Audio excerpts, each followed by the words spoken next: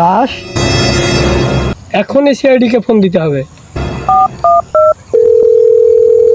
Hello CID,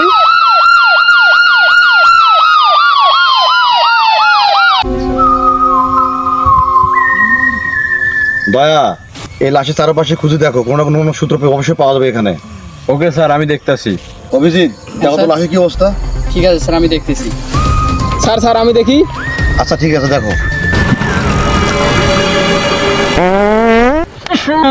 sir লাশ তো পাত দিছে। এর বেটা লাশ তোমাকে পাত দেয়? হ্যাঁ জি স্যার। এই ছেলের চাকরি কি দিয়েছে?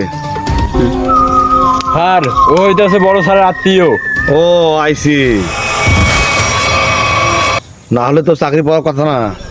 এই উঠ উঠ দেখ। অভিজিৎ দেখো তো কি কারণে মৃত্যু হয়েছে, ভালো করে দেখো চেক করে।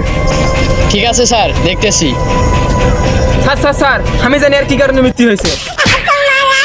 অভিজিৎ এই ছেলেটা তো হাই ভোল্টেজে কথা বলা কেন? স্যার এই ছেলেটা নতুন তো, কিছুদিন সর খেলে ঠিক হয়ে যাবে। অভিজিৎ তুমি কিছু পেলে? ইয়েস স্যার, মনে হয় সকালবেলায় ব্রাশ করে নাই, মুখ দিয়ে অনেক গন্ধ বেরোচ্ছে। ও আইসি, তুমি একটু উঠে আসো। ঠিক আছে স্যার, আছি। দয়া কালকের মধ্যে এই দুটো চাকরি নোট করে দাও।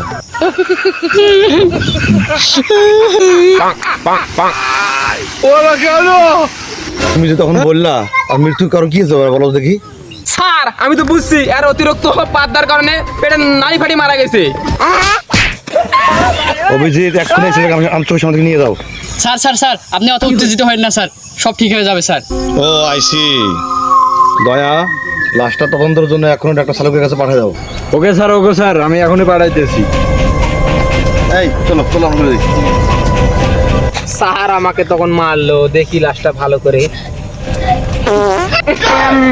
স্যার লাশ আবার বাদ দিছে। কি